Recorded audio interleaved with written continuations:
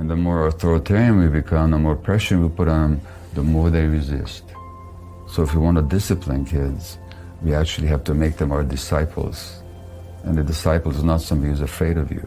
The disciple is somebody who loves you and wants to belong to you and follow you. That anything that you do that undermines the relationship with the child will actually undermine the child's development because it makes the child insecure.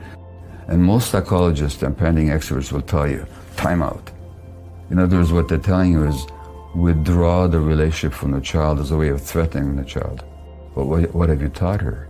You've taught her that the relationship is conditional, that they're only acceptable to you if they please you. Just the opposite of what any loving parent wants to teach. So that the psychology, the parenting psychology in this culture has become anti-child.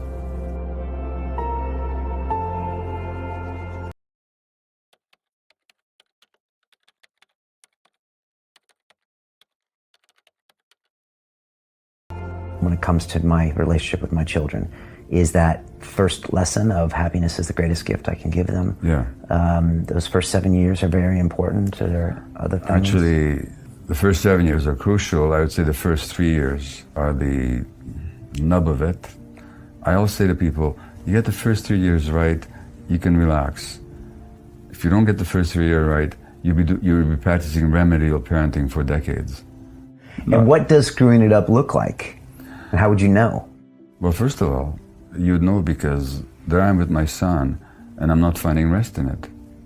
So I don't know how to be there with him. I don't know how to be there for him. And I was like that. I was always waiting for my kids to grow older when I could intellectually engage them, and now we'll have something in common. But the sheer act of being, or the sheer state of being, I could never achieve with them. And it's interesting because I look at my brothers. They're so wonderful with little kids. They're so spontaneously there for them. I never knew how to do that because the real relationship doesn't depend on words. It depends on the capacity to be with.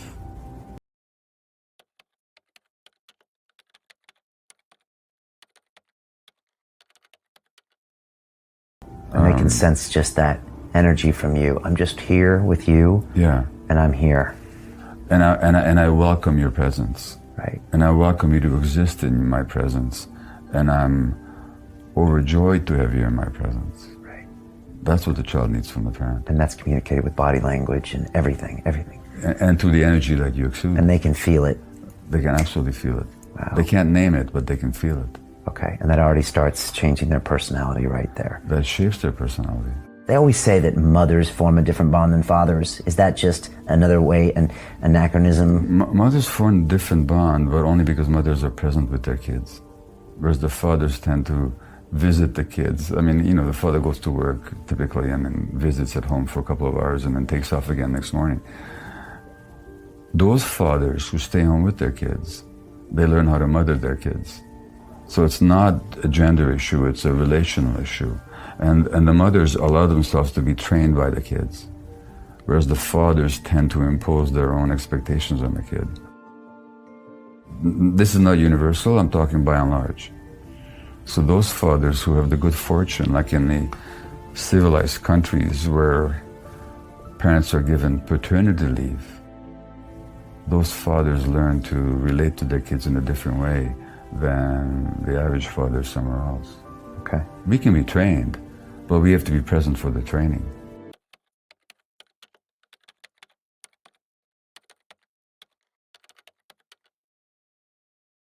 In our culture, the children never need to attach. They need to connect with somebody, because without that connection, they don't survive. And in the hunter-gatherer bands where human beings evolved, those attachments were with adults. And not just one adult or two adults, but with a whole set of nurturing adults. Now in our culture, we've deprived the kids of the parental presence for the most part. And the child's brain can't handle an attachment void where there's no attachment figure. And in the absence of the parent or the nurturing adult, the child will fill that void with the peer group.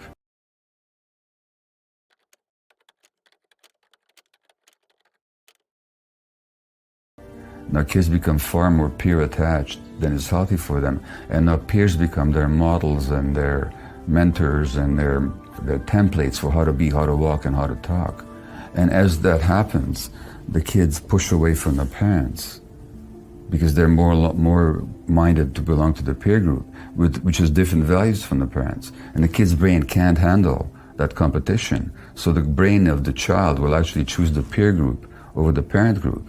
And where that goes, you can see on Facebook, and you can see it in the teenage gangs, and you can see it in the increasing frustration of parents who've lost the power to parent, because parents think that their power to parent comes from the fact that they have the responsibility and the strength and the wisdom. It doesn't come from that. The power to parent comes from the desire of the child to belong to you. When the child is driven to belong to the peer group, because we've taken him out of his natural context, we lose the power to parent. What do we do then? We ratchet up the pressure, we become more authoritarian. We lose the authority, so we become authoritarian. And the more authoritarian we become, the more pressure we put on them, the more they resist.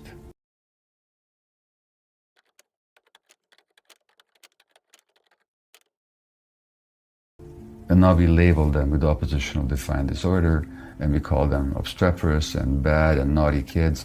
All they're doing is acting out their attachment dynamics. So if we want to discipline kids, we actually have to make them our disciples. And the disciple is not somebody who's afraid of you. The disciple is somebody who loves you and wants to belong to you and follow you. So discipline is the very opposite of punishment.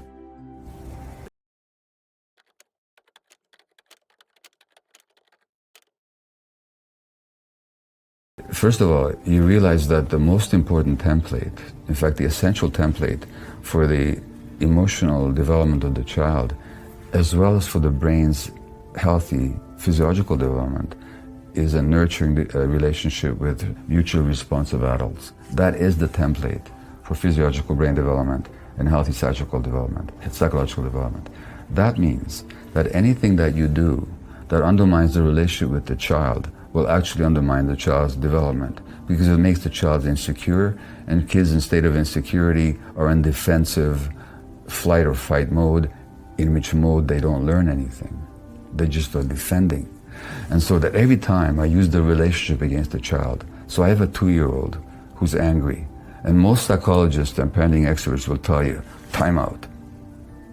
In other words, what they're telling you is, withdraw the relationship from the child as a way of threatening the child.